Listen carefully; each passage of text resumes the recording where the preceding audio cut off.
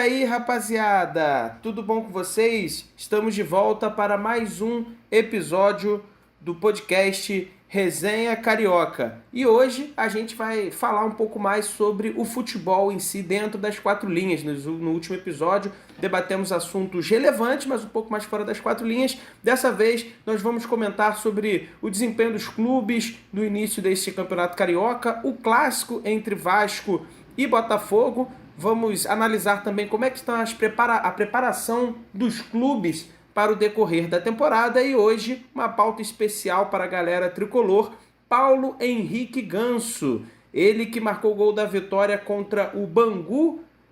Todo ano que entra surge a mesma história. Paulo Henrique Ganso, dá para se recuperar ou não dá para se recuperar? O Manuel Dale, no último episódio, deu uma breve palhinha sobre isso e hoje nós vamos aprofundar um pouco mais este debate. Eu, JP Belize, estou acompanhado, como sempre, dos meus fiéis escudeiros e, por ordem alfabética, vou apresentar um por um. Eduardo Freire, bom dia, boa tarde, boa noite. Seja bem-vindo ao nosso podcast, a mais um episódio. E é aquilo, Dudu, empate com Botafogo, 1-1, como diria o poeta Lucão. Foi bom, mas não foi bom, Dudu. Olá, companheiros de resenha, queridos ouvintes. Acho que isso demonstra um pouco a zona, a confusão que é o Vasco hoje em dia, né? Ninguém sabe de nada. O time é muito ruim, um jogo péssimo, mais um resultado que para mim foi desastroso para o Botafogo, que para o Vasco o mais justo seria a derrota. Tá certo, e como sempre o otimismo do torcedor vascaíno abrindo os nossos episódios. Continuando aqui a apresentação em ordem alfabética, Felipe Barbosa, bom dia, boa tarde, boa noite, seja bem-vindo a mais um episódio. E os garotos do Ninho, Felipe, iniciaram bem a temporada e deixaram o Flamengo numa boa para os profissionais assumirem e darem sequência ao trabalho. Mais ou menos essa a análise que se pode fazer de início deste campeonato do Flamengo, Felipe?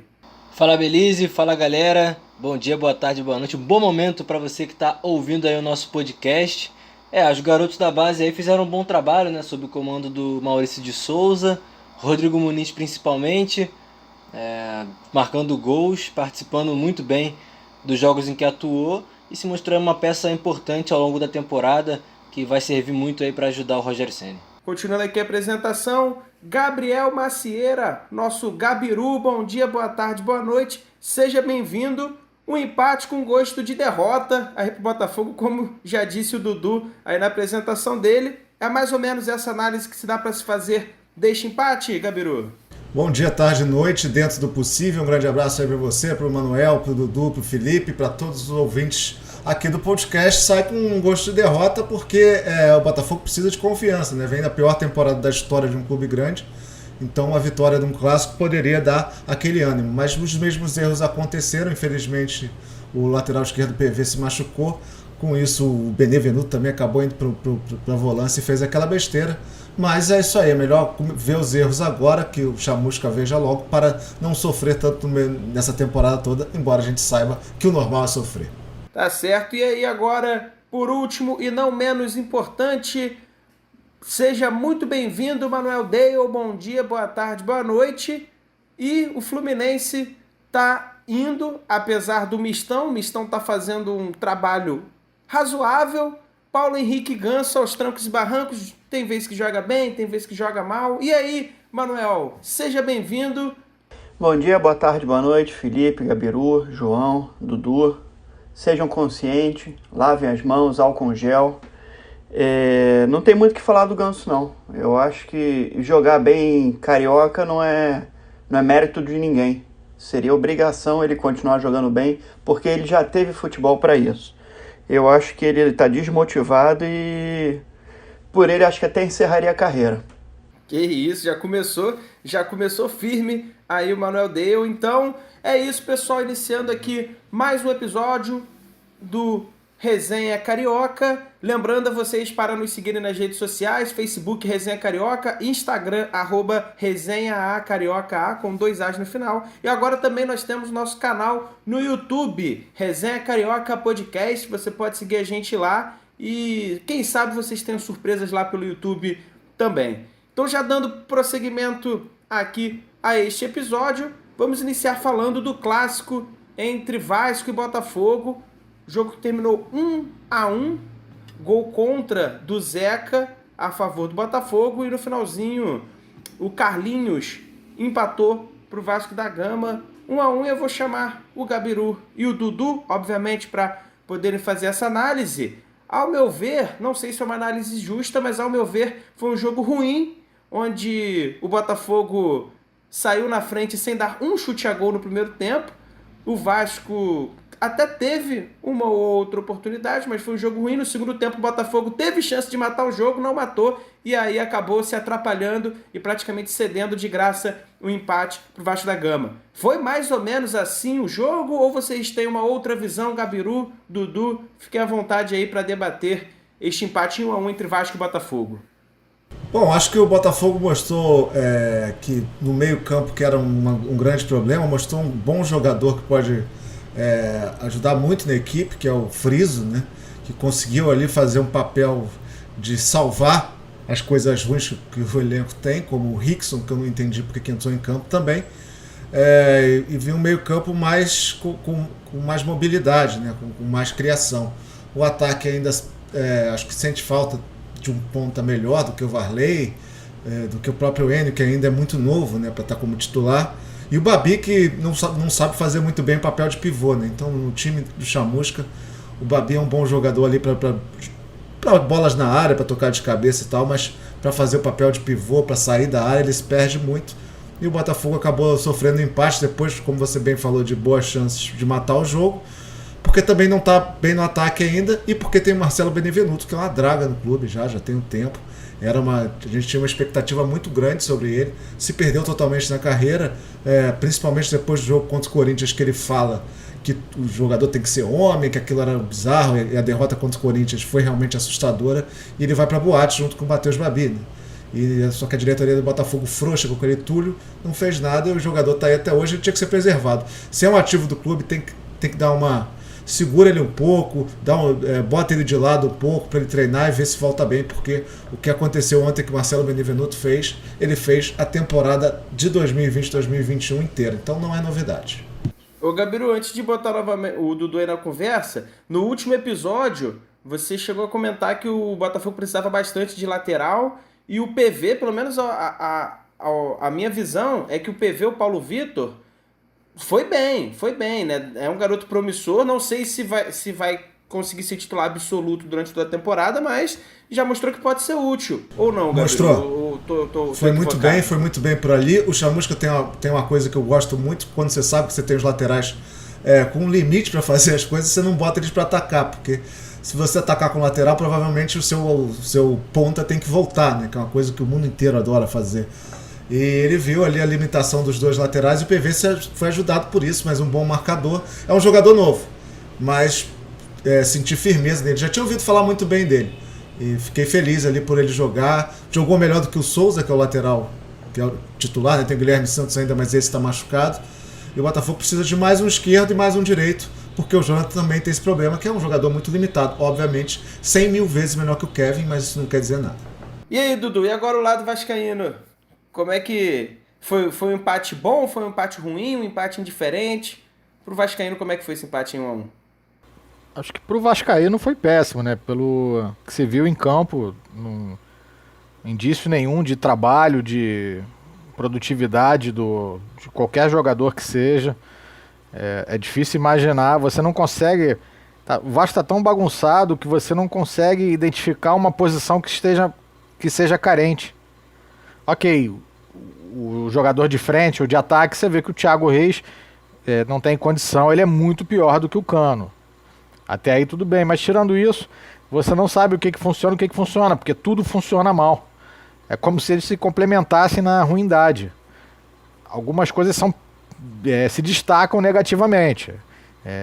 Ter vaga para entrar um jogador como o Vinícius é um problema gravíssimo. Pessoas que não acompanham o Vasco, que não conhecem o elenco do Vasco, conversaram comigo essa semana e falaram assim, pô, aquele rapaz que entrou baixinho no segundo tempo, ele errou todos os lances. E não é novidade, é o Vinícius, o cara é um peladeiro. Então se tem espaço para ele jogar, é complicado, tem algum problema muito grave no elenco do Vasco. A parte física também não tá boa, o jogador até se contundiu no último jogo, mas o único que terminava o jogo inteiro era o Hernando, que é um jogador que veio de fora. O resto do time do Vasco todo andando em campo. Não aguenta fazer 90 minutos, então é difícil. É um diagnóstico bem complicado, assim, o Vasco vai ter que acertar em alguma contratação para algum setor, para ver se um jogador complementa, faz outro subir de produção, porque não tem nada para tirar, assim, é um bando em campo, todo mundo mal. Algumas pessoas se iludiram com a correria do Gabriel Peck, com os 2 gols que ele fez contra o Nova Iguaçu. Isso é muito pouco e não vai dar camisa pro Vasco na segunda divisão, não. É complicado, né? Os 2 últimos jogos do Vasco, o Vasco conseguiu gols de bola parada e contando com o fator sorte, né? Porque contra a Caldense, o chute, a cobrança de falta do Marquinhos Gabriel foi errado e aí desviou e matou o goleiro. E contra o Botafogo teve um mérito, óbvio, na cobrança do escanteio, mas só teve o escanteio porque o Botafogo, o Benevenuto se atrapalhou todo, né? Então isso já é algum indício de que o Vasco tem dificuldade, né, Dudu? O que acontece, assim, você vê que o Marcelo Cabo, ele mantém um esquema de jogo. O Thales aberto na esquerda, o Peck na direita, um jogador centralizado, 2 volantes. O Vasco não fez 5 minutos de bom jogo contra time nenhum. E olha que todos os times, com todo respeito ao Botafogo, a Caldense, todos os jogos, times fracos. Ou fraco por ser ruim mesmo, ou em formação. O Botafogo está demonstrando alguma evolução, mas não é um bom time ainda, longe disso. Isso é preocupante, você não vê trabalho. Ele mantém um esquema como se tivesse um trabalho em evolução, como se tivesse algo sendo construído, mas não tem, são peças que não encaixam muito. Muitos deles estavam no time do ano passado, que já jogava nesse esquema e já não deu certo. Então, para que você demonstra convicções em coisas erradas? Não tem muito sentido. A diretoria do Vasco, agora comandada pelo Alexandre Pássaro, que veio do São Paulo, ele trabalha de forma discreta, né? Não surge muita especulação. Os jogadores que foram contratados, eles já chegaram no Vasco praticamente. Quem deu a notícia, isso eu já não vi há séculos, foi o perfil oficial do clube, ou seja, não vazou. A minha esperança é que esteja acontecendo isso, que ele esteja negociando também reforços e que só apareçam no dia da apresentação, porque não tem muita coisa para tirar não. E o que é pior é isso, você acaba de repente queimando também um ou outro jogador que poderia ser útil num elenco mais encorpado. Só que o que acontece é que fica esse bunda lelê dentro de campo, vai todo mundo se queimando. Você vê problemas de formação assim, a lentidão e a dispersão do Thales Magno, o Bruno Gomes carregando a bola no meio de campo como se estivesse jogando futsal. Então tem erros primários, com erros de jogadores com formação incompleta, com erros táticos, com erros técnicos. Você só aponta erros. O Vasco hoje, você só aponta erros. É difícil você falar, pô, isso aqui deu certo, pô, esse cara é promissor. Até o Ricardo Graça, que estava jogando bem, está jogando mal. E o reflexo disso é porque se resume ao Vasco, que ainda não conseguiu vencer na temporada de 2021, né? Foram 3 empates e 2 derrotas e ainda não conseguiu uma vitória sequer. E aí, ô Dudu, já pensando também na Série B, na reformulação do ano, o Vasco acabou demitindo aí vários funcionários, 186 ao todo demitido. Isso gerou uma redução de 40 milhões na folha salarial. É aquilo, é triste, principalmente para quem é demitido, né? No momento assim delicado que a gente vive, mas querendo ou não, o mal necessário, né, Dudu? Precisa cortar orçamento, não tem jeito. Muita gente que foi votar nessa administração atual queria exatamente isso. O Vasco tem que se modernizar, tem que profissionalizar a gestão. E tinha muita gente também que esse emprego também que era penduricalho lá, assim, nem todo mundo. Bom, mas também isso não vem ao caso. De fato é triste você perder o emprego. Eu fico com a parte boa dessa maioria aí, vai minha solidariedade, mas não tem jeito. Porque é injusto mandar embora, ainda mais nesse momento de pandemia. Pô, e pagar salário de 90 em 90 dias é o quê? Eu acho que você tem que buscar meios de pagar um salário em dia. Que o cara trabalhe sem ter a preocupação se no dia 10 o dinheiro vai pingar na conta. Eu acho que tem que fazer, faz parte do processo de reestruturação. O Vasco, se estivesse qualquer empresa passa por isso, né? O Vasco, se estivesse num país sério, fecharia as portas e começava de novo, lá da 4ª divisão. Mas não é, o Vasco é um clube insolvente hoje. Ele tem que passar por isso, não tem jeito. E vai sangrar mais ainda, porque... Assim, essa parte é até boa, porque tá fazendo contratos melhores com jogadores infelizmente, aquém das tradições do Vasco, mas é o que tem para fazer. Vai buscar montar um elenco competitivo. O Vasco contratou o Hernando, o Marquinhos Gabriel e o Zeca até o momento, né? Não sei o contrato do Zeca, mas o Hernando e o Marquinhos Gabriel eu sei que ficou um contrato por produtividade. Contratos curtos, salário abaixo de mercado, jogando mais, com mais vitórias e tudo mais, o dinheirinho vai aumentando. Não, isso aí é um passo no rumo certo, né? Só que diminui o leque de opções no mercado, né? Nem todo mundo vai querer isso, né? Exatamente. E aí, eu quero saber também, a gente comentou aqui das entradas, eu quero saber das saídas, né? O Benítez, o Fernando Miguel, o Pikachu, o Henrique e diversos outros jogadores, né? O Neto Borges, que você tanto criticou, né? Já saíram do Vasco, né? Tentando uma reformulação, né, Dudu? A gente falou de reestruturação financeira, muitos desses faziam parte disso. Muitos jogadores reservas, salário de 200 mil, de 300 mil, isso é um absurdo. Não tinha como ficar. Dessas saídas todas, assim, pelo que está jogando, eu lamento só o Henrique, não porque é um grande jogador, deveria permanecer ou o Vasco renovar contrato. É que eu acho que ele tem contrato até agosto. Você vai afastar o cara, deixar ele lá encostado, bota para jogar, bota o Thales Magno no banco e avança o MT, por exemplo. Você tem uma nova opção de jogo aí, né? Que você pode mesclar, rodar um pouco mais esse elenco, testar alguma coisa nova, para ver se você encontra alguma solução para algum setor do campo para você definir que tem que contratar em outro setor. Porque o que está hoje do Vasco, eu acho que precisa de 10 contratações. E não tem dinheiro para contratar 10 jogadores para chegar e jogar. E quem está no momento de reformulação também, e por enquanto está se saindo bem, é o Botafogo, né, Gabiru? Botafogo até agora invicto no campeonato. Quem diria, se você pensar que o Botafogo está invicto, são 2 vitórias e 3 empates até aqui. E aí eu quero saber de você, Gabiru, o trabalho do Marcelo Chamusca é realmente bom? Dá pra ver que realmente é um trabalho promissor? Ou é aquilo? É carioca, início de temporada, ainda não é parâmetro pra muita coisa. Como é que você analisa esse início aí promissor do Botafogo? Como disse o Vascaíno lá, é bom, mas é ruim, mas é bom. Porque é o normal. Quer dizer, o normal seria o Botafogo não ter vencido nenhum e ter caído na Copa do Brasil pelo que ele vinha jogando. E o nível estava muito baixo, né? O Botafogo fez, eu sempre repito isso com muita clareza, o Botafogo fez a pior temporada de um clube grande na história do futebol brasileiro, proporcionalmente, claro.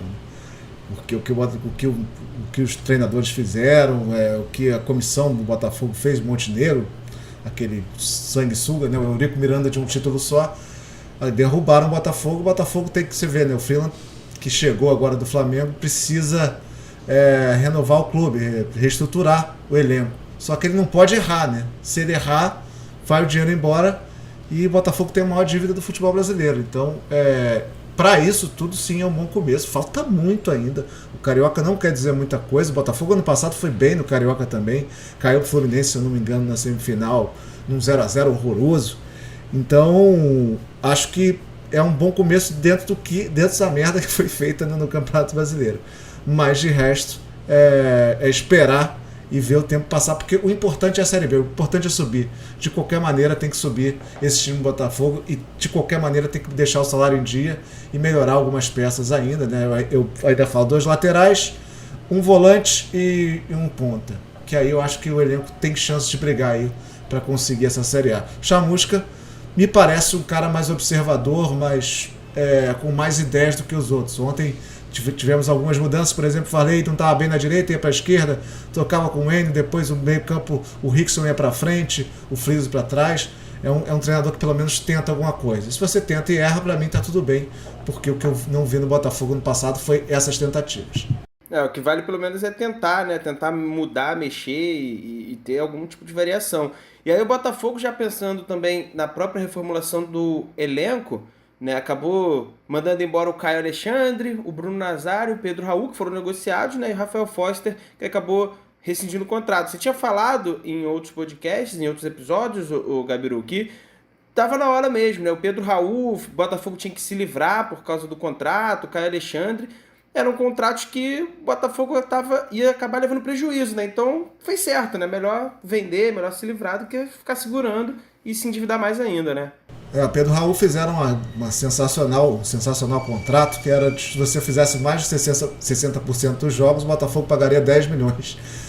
E esse 60% dos jogos era mesmo você machucado. Então se você jogasse 3 e se machucasse do resto, você levava o contrato para casa. Por sorte, chegou um time aí para salvar esse contrato. O Caio Alexandre é uma joia do clube. Se estivesse no Flamengo, no Fluminense ou no Vasco, seria vendido por 3 vezes mais, porque o histórico do Botafogo com seus atletas é horroroso, né?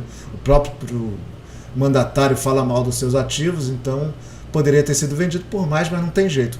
Se aparecer proposta, o Botafogo infelizmente vai ter que vender, e essa do Caio Alexandre foi mais uma. Do Foster é um absurdo que o Alex Santana foi, então o Botafogo praticamente se livrou de um, pegou outro, teve que se livrar, porque vai pagar ainda um pouquinho do salário do Foster. Gabiru, Ainda vai pagar, ainda tem isso. Gabiru, Sim. deixa eu te perguntar, a situação de goleiro do Botafogo, o Gatito tá machucado ainda? Como é que se encontra essa história aí? Esse é um grande problema, porque no final do ano passado renovou o contrato do Cavalieri. O Cavalieri ganha mais do que o Gatito. Isso é assustador, né? O Cavalieri tem 38 anos, já não está mais em forma, já não dá nem para ser reserva. Um reserva do Botafogo, do jeito que o Botafogo deveria ganhar no máximo 70 mil. No máximo. Que é esse goleiro que chegou agora, o Douglas, que me parece ser um goleiro tranquilo, assim, não vai comprometer. O Gatito teve problema de ir para o Paraguai, ele foi errado, né, nessa história, mas ele quer jogar a Copa do Mundo, como a maioria, né, jogar pelo seu país. Acabou indo e se machucou lá, o que acabou ferrando mais a mão dele, né, a contusão dele. E como o departamento médico do Botafogo não é muito aberto, ele não fala sobre previsão, eu sinto medo aí dessa carreira do Gatito. Não dá para manter os dois. O Botafogo tem que se livrar de um de qualquer maneira. Não tem dinheiro para manter os dois. A perspectiva do Gatito é ficar, porque o que se comentava no ano passado é que ele não jogaria a segunda divisão, por exemplo. Não, ele falou que quer ficar. E o Flamengo tem contrato. Tem né? interesse nele também, né? Tem isso. Eu não essa de ter interesse é meio complicado, porque o contrato dele acaba em dezembro. Ele pode assinar com qualquer clube. Você não sabe se ele vai voltar a jogar ainda, né? Eu não vejo dele nenhuma recuperação, nenhum passo de recuperação. Ele nos 3 últimos anos se machucou e é um jogador que vai muito para o Paraguai, né? Se ele volta, ele vai voltar a ser convocado. Não sei se o Flamengo seria uma boa também, até porque vai perder o goleiro na hora que precisar. E com esse histórico de contusão, não sei como é que seria isso. Mas é esperar, sim. O Botafogo tentou se livrar dele ano passado, não conseguiu. É um jogador que eu gosto bastante, é um jogador que tem um caráter muito grande. Se for pro Flamengo, obviamente, eu vou mudar de ideia. Mas espero que ele retorne, porque é um grande goleiro. Pô, pro Botafogo é um achado. Eu acho que difícil. só dele ter dado aquele chute na cabine do Vasco representou... Já vale, né? Já vale. Torcedores botafoguenses, né? Pois é, né? Ele descobriu o VAR, né? Porque assim, era o começo do VAR ainda. Aí ficou aquela imagem boa. E aí, pensando também na reformulação do elenco, o Botafogo trouxe aí o Marcinho, né, atacante, não é aquele Marcinho lateral, é o outro Marcinho. O Globo Esporte botou outro, né? O Globo Esporte botou o lateral. Botou o lateral, né? Botou a foto do lateral. O Pedro Castro, o Jonathan, tudo a custo zero, né? Sim. Trouxe o Ronald, o Douglas Bosch também. E aí, teve a volta do Joel Carlos, o xerifão Joel Carlos, jogador identificado com o Botafogo, e o Ricardinho, que é um jogador mais experiente, 35 anos, tudo a custo livre, além do Felipe Ferreira e do Matheus Frios, que vieram por empréstimos. É isso que o Botafogo tem que fazer, né? Procurar jogador que seja útil, a baixo preço, de preferência custo zero, e trouxe o Ricardinho, que apesar da idade alta, é um jogador experiente, principalmente para a Série B, e o Joel Carlos, que é identificado com o clube. Você tem alguma ressalva aí, essas contratações que o Botafogo tem feito, Gabiru? Não, acho que é por aí mesmo. O Ricardinho é uma aposta, né? Mas tá ganhando, acho que ele vai ganhar menos de 50 mil, então é uma aposta boa. Assim. Tem 35 anos, a gente até botou o cara do Vozão Cash lá do Ceará, falando do caráter dele, né? Que porra, não foi pro Santos quando jogava quando estava no auge no Ceará. É um jogador muito querido, teve uma despedida muito bonita. Eu gosto de jogador assim que para a segunda divisão, um cara que gosta de onde está jogando, acho que faz uma total diferença. O Carly foi mais uma culpa do seu Montenegro, que mandou ele embora. Você não manda jogador embora, o dirigente tem que aprender. Isso aqui não é um dirigente, né? É um usurpador de clube. Você não pode mandar alguém com contrato embora. Principalmente alguém que respeitou o seu clube, fez gol do título, era o capitão, mesmo bichado. Mandou embora, aí para pagar a dívida, agora o Botafogo pega de volta um cara que dificilmente vai jogar, tomara que eu esteja errado, mas o normal é ele se machucar muito mais, porque esse está sendo os últimos anos dele. É aquilo, né? O Botafogo está pagando pelos seus erros próprios. Então, assim, a contratação de João Carlos, você acha que não foi algo tão útil, foi mais pra pagar a dívida mesmo? Ou você acha que pode ser útil? Pode ser útil se ele jogar, o que é muito difícil. É só se ele tá com um histórico de contusões graves. É um jogador lento, já era lento no seu auge, mas é um jogador que o torcedor do Botafogo gosta. Eu gosto muito. Tomara que eu esteja errado, mas o normal dele, pelo histórico dos últimos 3 anos, se machucar. Mas tinha que pagar a dívida, fez a besteira, agora a gente tem que torcer, que é o que resta. É isso aí. E agora o Botafogo na quarta-feira, vai enfrentar a equipe do Flamengo. O Flamengo que vem jogando com um time de garotos, perdeu somente para o Fluminense, jogando melhor, mas acabou que no resultado final o Fluminense levou a melhor. Mas aí, como a gente introduziu aqui o episódio, Felipe, a garotada deixou um caminho aberto aí para os profissionais, e alguns jogadores deixaram uma pulga atrás da orelha do Rogério Ceni, né? Aquela dúvida, aquela dor de cabeça boa que todo técnico gosta de ter, que ele sabe que a hora que precisar tem alguns garotos ali que dá para contar, não é, Felipe? Exatamente. E talvez até alguns deles recebam oportunidades, né? O João Gomes pode ser que jogue. O Rodrigo Muniz eu acho que não joga, né? Porque tem o Gabigol e o Pedro. Eu realmente não sei quem é que vai voltar. Se vai voltar todo mundo, acredito que sim. Não tem ninguém machucado, tem o Bruno Viana. Acho que é isso. Mas vamos pegar um Botafogo aí que já vem jogando há um tempo, e o Flamengo todos parados, né? Só treinando. Alguns jogadores atuaram contra o Resende na vitória por 4-1. Mas assim, os titulares mesmo ainda não estrearam. Mas, sei lá, vai que dá alguma coisa, né, na quarta-feira. E aí, Gabiru, o que é melhor? Pegar o time de reservas do Flamengo, que já tá embalado, ou pegar os titulares que estão voltando de férias? O que você acha que é melhor ou menos pior pro Botafogo?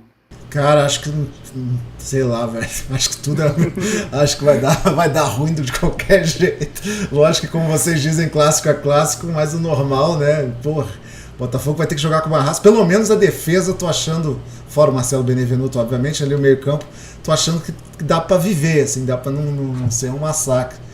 Mas é um time... Tem o Gabigol, ele vai jogar? Como é que deixaram pra lá o negócio do ainda cassino? não sabe. Tá reintegrado, né, Felipe? Ele tá reintegrado. Ele tá treinando lá, mas eu não tenho certeza, né, se ele vai ser relacionado e vai jogar na quarta-feira. Acredito que sim, não apresentou nenhum problema, mas fica na dúvida aí. E de qualquer forma, o Pedro deve jogar como titular. Eu acredito nisso, porque como ele jogou na sexta-feira o jogo. Como ele jogou na sexta-feira, acho que ele pode ser o titular aí. Pois é, e pro Flamengo? A expectativa é de um bom jogo, independente do time que utilizar, né, Felipe? Seja os titulares fora de ritmo, seja reservas, né?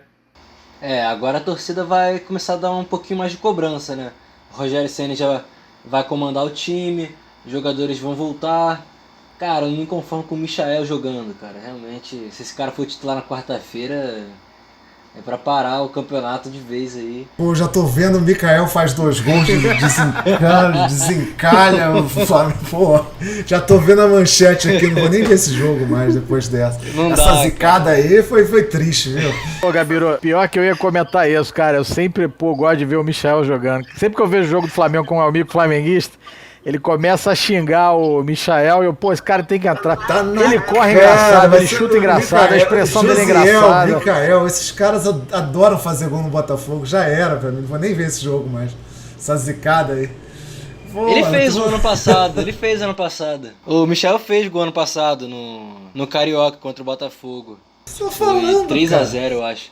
O Gabigol perdeu 2 pênaltis naquele jogo. E aí, o Felipe, o grande caso do Flamengo, né, desde semana passada, até mesmo antes, é o imbróglio com o Rafinha. Ficou nessa de vem, não vem, surgiu o boato com o Grêmio e aí o Flamengo já oficializou. Rafinha não vem.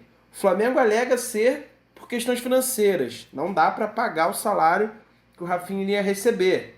O Rafinha alega que foi questão política, que ele se esforçou ao máximo para flexibilizar o salário dele e tudo mais, que ele ia receber um salário menor e que por questões políticas o Flamengo desistiu da contratação dele.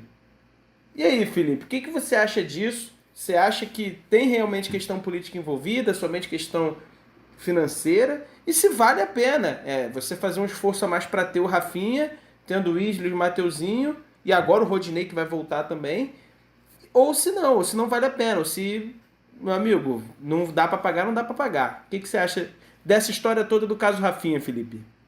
Vamos por parte, né? O Rafinha ele tá jogando meio que pra galera, botou nas redes sociais, deu entrevista, jogando pra galera, dizendo que não foi somente a parte financeira. Eu acredito nele até um certo ponto. Realmente teremos eleições esse ano no Flamengo. Mesmo que o Rodolfo Landim seja o favorito para se reeleger, o Marcos Braz é um forte candidato a ser candidato. Pra você ver o nível da bagunça.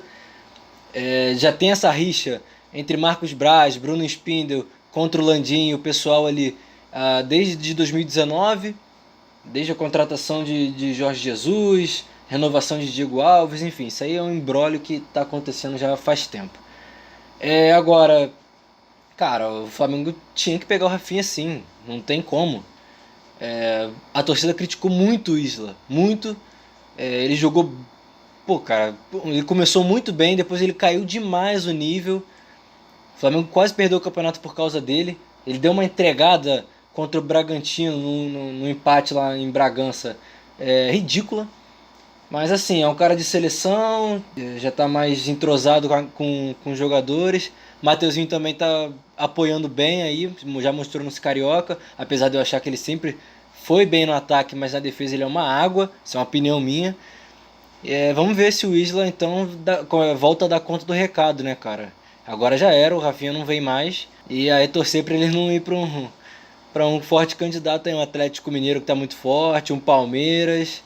Foi a primeira vez, eu não sei se alguns amigos aí na mesa já presenciaram esse tipo de acontecimento, mas foi a primeira vez que eu vejo uma torcida pichar o muro para defender um jogador, para pedir um jogador e não para criticar. Normalmente eles vão lá pichar muro para criticar, e no caso do Rafinha foi o contrário, né? Eles picharam o muro pedindo a contratação do Rafinha.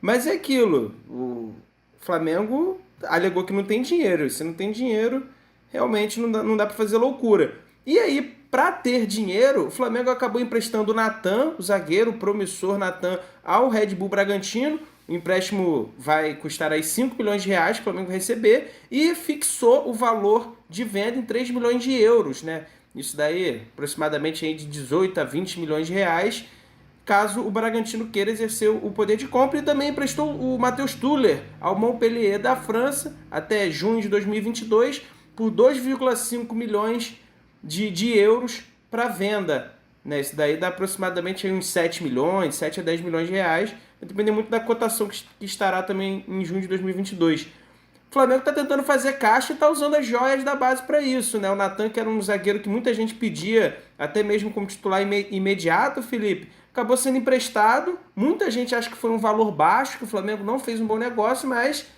tá aí o Natan no Bragantino e o Tuller no Montpellier. Você curtiu essas vendas aí, esses empréstimos que o Flamengo está fazendo para tentar fazer caixa? Eu entendo assim, no Tuller, ele não estava jogando quase com o Rogério Ceni. O Natan também não. Mas o Tuller que eu tô falando, cara, ele não ia jogar e acho que foi vendido por um preço ok. Foi emprestado e talvez recomprem ele e pode dar uma revenda lá fora. Agora o Natan é um caso mais particular porque o Bragantino está se tornando o clube revendedor, né? Ele pega jovens de outros clubes e depois ele vende. Isso gera lucro para os clubes que eles compraram. Então é um clube não formador, mas é um revendedor. Assim como os outros times da RB pelo mundo fazem. Agora, eu não queria que ele saísse, mas o Flamengo tem que vender, cara. Tem que fazer caixa de alguma forma, não tem bilheteria. Premiação deixou a desejar no último ano, com Libertadores, Copa do Brasil. Então, vender jogadores tem que ser essa meta aí. E o Natan pode render até 27 milhões de reais. E eu acho que foi uma boa venda, um bom empréstimo, né? E pode acabar sendo vendido no final da temporada. Ele tem que cumprir 30 jogos, alguma coisa assim. Então acho bem tranquilo aí. E cara, sucesso pro Natan lá. É um bom zagueiro e vai render muito lá, tenho certeza. Ele faz parte da política do Red Bull contratar jovens jogadores promissores. O que não é, Manuel, o caso do Ganso. Ele já foi um dia um jovem promissor, principalmente quando apareceu lá com o Neymar e tudo mais. Mas hoje, o João Corneta, aqui o nosso amigo João Corneta, já disse que ele é um ex-jogador em atividade. Eu não sei se isso é muito pesado ou se a gente pode considerar essa frase aí para o Paulo Henrique Ganso, que vem tendo oportunidade, né? Ele abriu mão das férias dele para poder jogar esse início de temporada. Está sendo utilizado numa posição diferente, né? Jogando lá no ataque de falso 9. E aí, você acha que o Ganso dá para se recuperar? Ou realmente o João Corneta tá certo falando que ele é um ex-jogador em atividade, Manuel? Eu acho que o João Corneta está completamente certo. O Ganso surgiu com o Neymar e aí alegaram e falaram que o Ganso seria até melhor que o Neymar. Mas depois foi decaindo. Eu era desse time, eu confesso. Depois foi decaindo. Agora virou um ex-jogador em atividade, como muitos outros. João não pegou pesado não. Acho que se jogar uma pedra em cima dele, é aí que ele vai andar menos ainda. O Ganso é um ex-jogador e que podia estar aproveitando esses jogos contra os pequenos para poder fazer alguma coisa. Fazer uma graça, dar um passe, fazer gol, cobrar falta. Só também não pode jogar de 9, né? Porque ele não é centroavante. Também está sendo escalado errado pelo Roger. É isso que eu ia te perguntar. Na temporada passada, quando ele jogava muito ali mais, praticamente de segundo volante, né? Um pouco mais atrás, para dar um pouco mais de qualidade de saída de bola. E agora, com o Roger Machado, até onde eu fiquei sabendo, ele pediu para jogar mais à frente. O Roger Machado tem escalado ele até então de falso 9. Pelo visto, você não gostou aí dessa mudança de posição do Ganso, né, Manuel? Não, porque não tem como. O Ganso não corre, então aquela primeira quebra de marcação já joga com -1. O adversário sai com a bola dominada, ele não corre para marcar. Então é só sair em cima dele que ele dá aquele trotinho e depois para. Então já fica com menos gente na marcação. Ô Manel e JP, deixa eu só dar um pitaco rapidamente, porque além do Ganso, eu acho, depois que ele ferrou o joelho, junto com a preguiça do futebol do jogador brasileiro, no futebol mundial tá difícil você arranjar um 10, né? O 10 hoje ele teve que se reinventar. O 10 para mim hoje é o 8, talvez, assim. Você vê o Messi que joga mais para os lados do campo, você vê outros jogadores tipo De Bruyne que também estão indo mais para o lado. Não estão mais tão parados quanto era antigamente um Raí, um 10 daqueles. O Alex corria bastante, mas os mais paradões que tinham a sua visão de jogo, né? Então esses jogadores mais que não evoluíram com o tempo acabam ficando nessa, né? Porque são lentos, não ajudam a tática de hoje em dia. E acho que o Ganso foi um desses, né? Que aliado à preguiça dele e à contusão, acabou sendo prejudicado. Eu posso estar viajando. O que você acha, Manel? Não está viajando, não. Eu acho que ele nunca foi um jogador de explosão. Acho que foi mesmo de receber a bola no pé, aí dar um passe em profundidade. Isso ele sempre soube fazer. Mas na parte de condicionamento, o time joga com -1. E dependendo da área da onde ele atue, o setor fica muito descoberto. Eu acho que quando ele estava jogando um pouco mais recuado, ali, vamos dizer assim, da intermediária um pouquinho mais para frente para a entrada da área, ele dava os passes em profundidade. Também tinha o problema que Felipe, Caio Paulista, isso não pode ser parâmetro para ele receber bola e finalizar, né? É o que o Fred está pedindo. Vai mais para trás e me dá os 500 passos que você dá para gol, que eu vou fazer 500 gols. E pode ser promissor essa dupla, Ganso e Fred, ou tem que ter um outro camisa 10 ali para dar o passe pro Fred? O problema é que é esse outro, né? É o Nenê, né? Então fica difícil, né? Apesar de o Nenê correr muito mais do que o Ganso corre, né? E ó que o Nenê... E tendo uma idade mais avançada. E o Nenê, né, é muito mais velho que o Ganso, né? Mas eu acho que os três não dão para jogar junto. E com a garotada ainda por cima, é capaz de até nem Ganso, nem Nenê e nem Fred jogarem juntos nessa equipe do Fluminense. E aí, Manel, a gente tá falando aqui que o Fluminense talvez precise de um camisa 10, um criador. O Fluminense, a pedido do Roger Machado, tá analisando aí possível contratação ou do Eduardo Sacha, ou então do William Bigode, que tá ali no Palmeiras. O Palmeiras tem um elenco recheado. Não são jogadores criadores, mas são jogadores mais de lado de campo, mais agudos. Mas você acha que pode ser uma boa pro Fluminense, que até agora contratou o Wellington, Samuel Xavier e o Rafael Ribeiro, né, que veio por empréstimo. São jogadores que, assim, você olha, você não fala, vai ser titular absoluto. Não vai. William Bigode e Sacha pode ser esse jogador, embora não seja o jogador criativo que a gente está falando aqui, né, Manuel? Eu vou parafrasear o Dandan, né, o locutor. Tá de brincadeira, né? Porra, Samuel Xavier, Wellington, Rafael Ribeiro, isso não é contratação para ninguém. Me desculpe os jogadores, que eles não têm culpa de nada, mas isso aí não joga nem no time de pelada. Rafael foi, segundo dirigentes, o Mário Bittencourt, ele foi contratado para o Sub-23. Só, vocês sabem quantos anos ele tem? 25. Queria entender essa contratação. Eu acho, Manel, eu acho que pro Fluminense, vai jogar Libertadores, tem que botar um pouco mais de experiência ali na parte de trás. Eu formaria uma zaga pro Flusão com o Erle e Leandro Castan. Você tem um e-mail aí do pessoal lá que comanda o futebol do Fluminense para eu mandar a indicação desses dois garotos? Mas só os dois? Não tem mais não? Eu tenho mais alguns, só que eles têm um salário mais alto, um pouquinho me ajuda mais. Porque o problema é que a gente também não tem patrocinador, né? Pra variar. Entrando em Libertadores, o presidente Pavão não consegue um patrocínio master pra camisa. Já tá 3 anos sem patrocinador.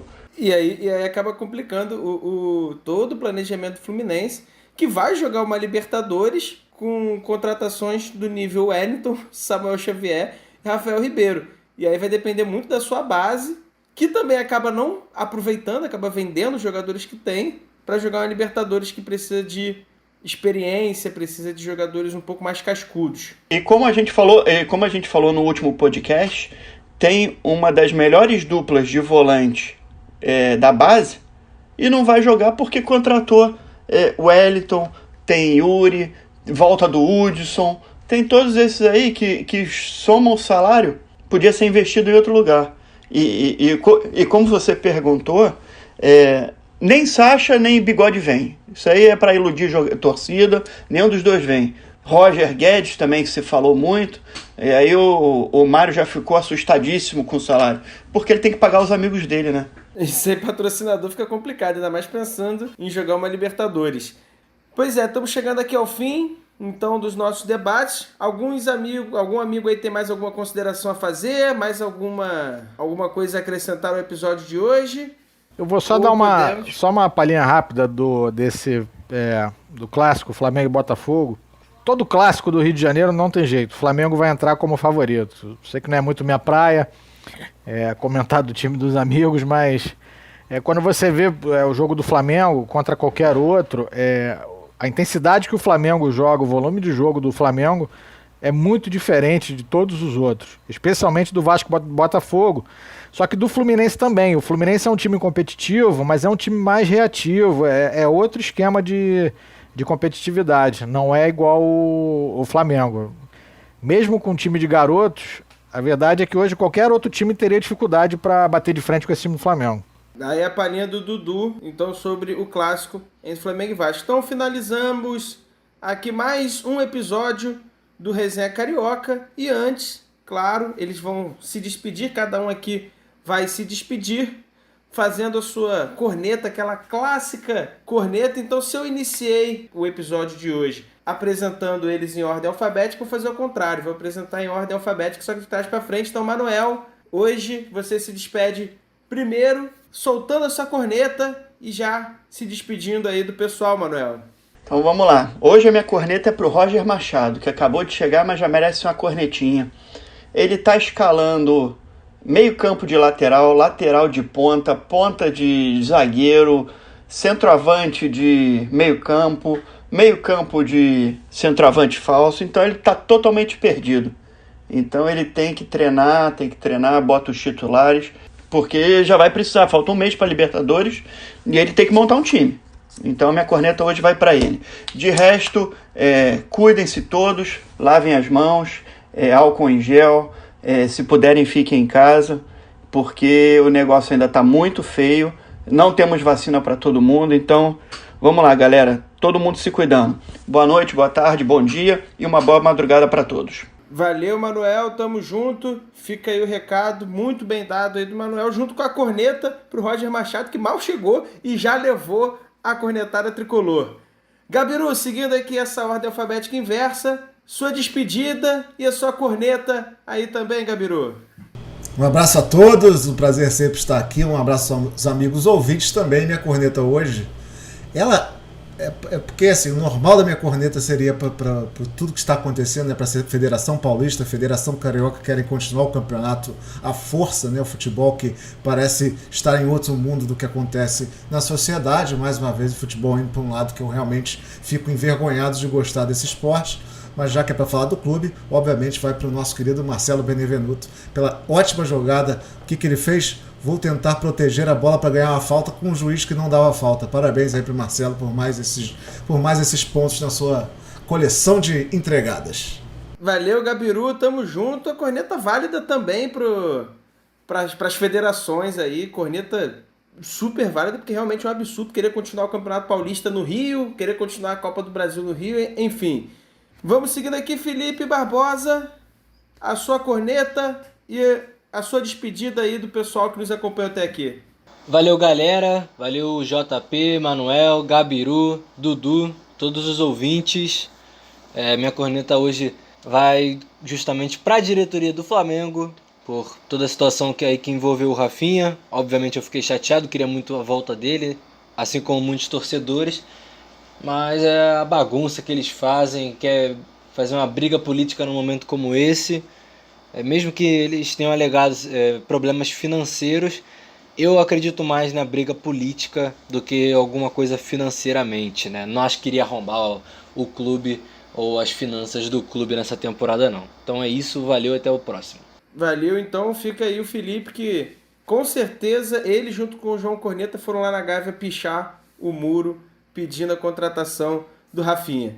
E por último, não menos importante obviamente, Eduardo Freire, Dudu, sua corneta e sua despedida aí pra galera que nos acompanha até agora. Um grande abraço aos amigos de resenha, ao João Cornetão, aos queridos ouvintes. A cornetada vai ficar pro Botafogo, o time inteiro, do goleiro ao ponto esquerda, que não deu uma coça no Vasco no fim de semana e não acelerou o processo de reconstrução do Vasco. O Botafogo poderia ter dado uma força, achei meio vacilo isso. Tchau, tchau, gente. Fica a corneta aí, então, do Dudu pro time do Botafogo. Então é isso, pessoal. Agradeço a todo mundo que nos acompanhou até agora. Mais um episódio aí no ar para vocês. Como disse o Manuel, cuidem-se, usem máscara. Quando for na rua, usa máscara, álcool em gel, lave as mãos. Se puder, fique em casa. Quem tiver que ir pra rua, vá com todos os cuidados. E que a gente também tem que fazer a nossa parte, né? Não adianta só a gente reclamar se a gente também não fizer a nossa parte.